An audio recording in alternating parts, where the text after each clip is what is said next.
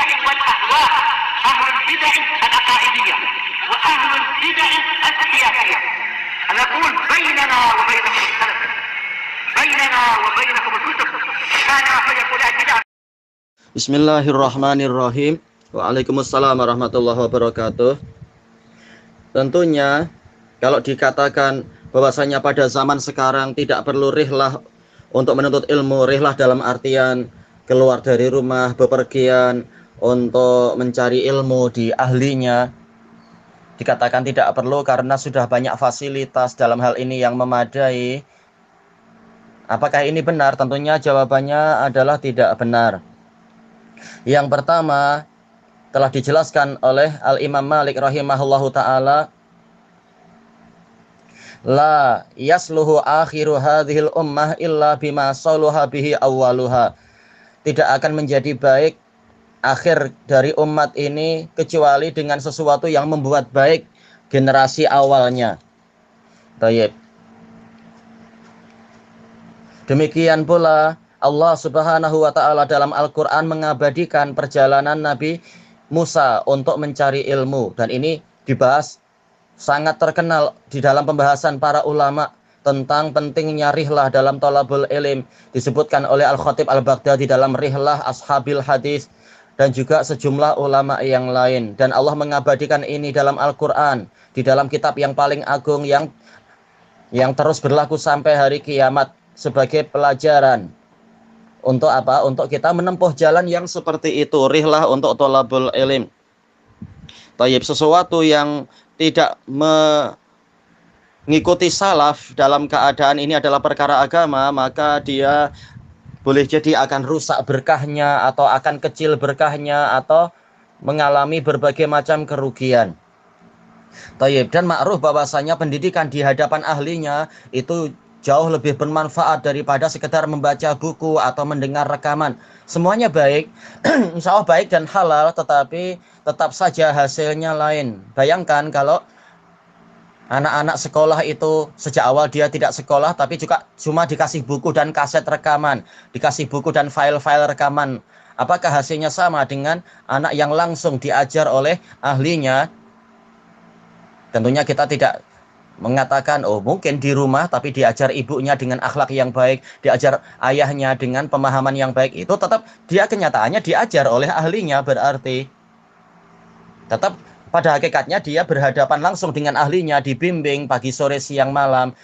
Lain dengan yang tidak mengalami bimbingan-bimbingan itu, hanya sekedar membaca buku atau membaca artikel atau sekedar mendengar rekaman. Insya Allah itu baik, tetapi tidak mungkin untuk dikatakan bahwasanya tidak perlu rihlah, tidak perlu belajar langsung ke ahlinya. Itu tidak mungkin untuk mendapatkan hasil yang baik, hasil yang apa istilahnya lebih baik dibandingkan dengan rihlah. Itu mustahil. Tidak ada orang yang menjadi ulama hanya sekedar membaca buku dan mendengar rekaman tanpa dia dibimbing langsung oleh ulama. Itu tidak ada. Tayyib, hasilnya tetap akan lain. Tayyib. Karena apa? Dia perlu bimbingan, perlu dilihat langsung oleh gurunya, sebagaimana disebutkan di sebagian syarah Sahih Bukhari. Dilihat oleh gurunya, dinilai oleh gurunya, dibimbing, diberi jalan-jalan yang singkat untuk memahami masalah begini, dibimbing bagaimana kalau sedang menghadapi kesulitan dalam pola seperti ini, bagaimana cara menyelesaikannya, dan seterusnya. Itu dia akan sangat kesulitan untuk mendapatkan bimbingan secepat itu hanya dengan mencari-cari di buku atau di rekaman. Lain dengan langsung dilihat oleh gurunya. Atau ketika dia salah jalan, salah metode, atau salah pemikiran, kaset dan rekaman serta buku tidak tahu orang yang sedang di hadapan dia itu berbuat salah, karena ini sekitar benda mati, kaset rekaman dan buku. Tapi seorang guru yang baik tentunya, baik yang memang pakarnya, dia akan lihat, oh ini cara berpikir murid ini salah, harus segera diperbaiki, harus segera dibendung, harus segera diarahkan ke bagian yang betul, dan seterusnya. Akan sangat lain hasilnya. Murid-murid yang IQ-nya tinggi, dia harus dibimbing langsung oleh guru agar tidak menjadi sombong. Berapa banyak orang yang tidak mau rihlah ke guru, mencukupkan diri dengan membaca artikel atau mendengar rekaman, kemudian tahu-tahu jadi sombong. Karena apa? Adabnya tidak dididik langsung oleh pakarnya.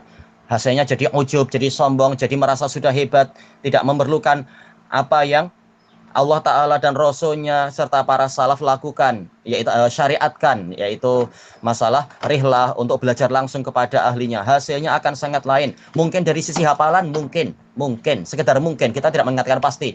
Mungkin dia mampu menyaingi orang yang di pondok-pondok itu, mungkin, walaupun kemungkinannya sangat kecil. Prakteknya lain. Berapa banyak orang yang di depan, di rumahnya sudah ada Al-Quran, sudah ada mungkin kutubus sittah, tetapi tapi suasana rumah itu lain dengan suasana pondok, itu sangat lain. Wajib diakui itu. Situasinya lain.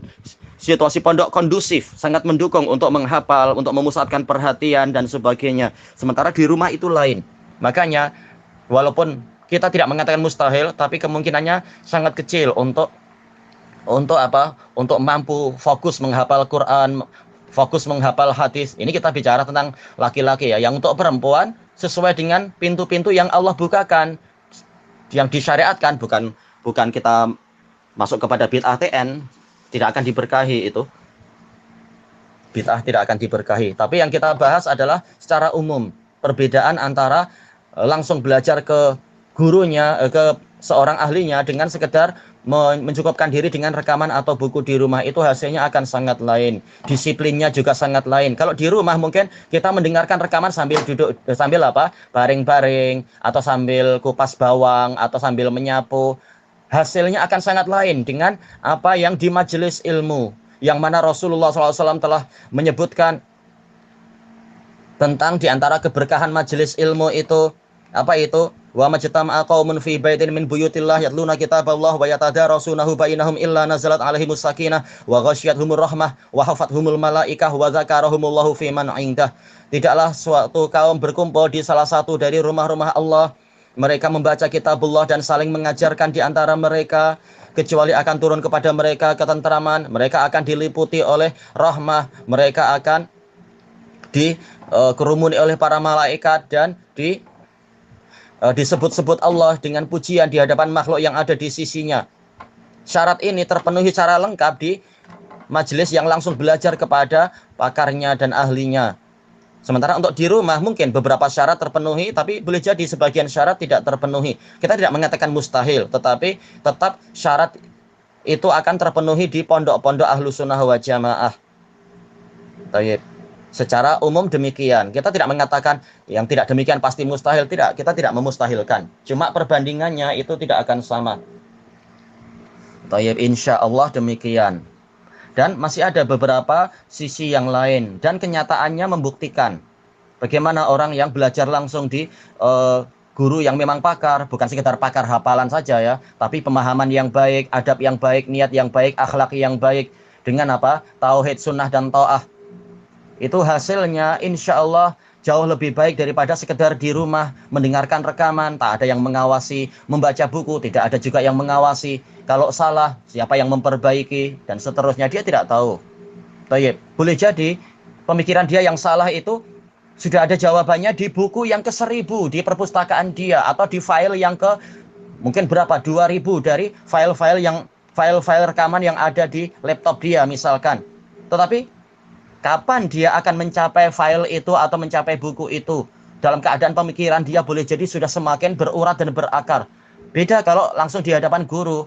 Dia mampu untuk langsung menanyakan bagaimana kalau seperti ini. Atau guru melihat dari gerak-gerik muridnya dan cara berbicara muridnya. Dia tahu, oh ini ada kesalahan, oh ini bahaya. Langsung gurunya memperbaiki. Hasilnya pasti lain, insya Allah.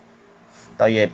Buku dan rekaman itu sekedar fasilitas pendukung, bukan fasilitas pengganti apa yang telah disyariatkan oleh Allah dan Rasulnya, dipraktekkan oleh salaf. Buku dan rekaman itu sekedar pendukung, pelengkap, dan pembantu, bukan sebagai pengganti. Bukan sebagai pengganti sehingga 100% pasti hasilnya sama. Tidak demikian. Tidak mungkin hasilnya sama. Dia sekedar fasilitas pendukung. Baik. Wallahu a'lam walhamdulillahi rabbil alamin.